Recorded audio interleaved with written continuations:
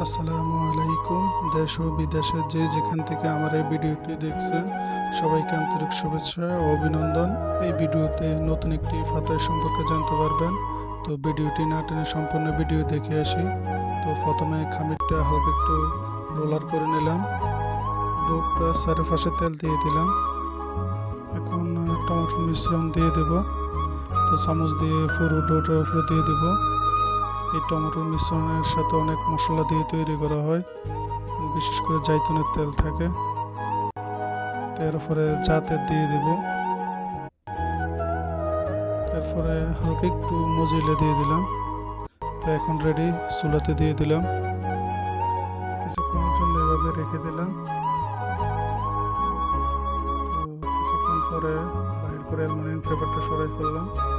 আবার চুলাতে দিয়ে দিলাম। এখন হয়ে গেছে, বাইর করে নেব। তো কাটা দিয়ে কেটে নিলাম। এখন আমরা রেডি। তো অন্য কোনো ভিডিওতে দেখা হবে। আল্লাহ হাফেজ।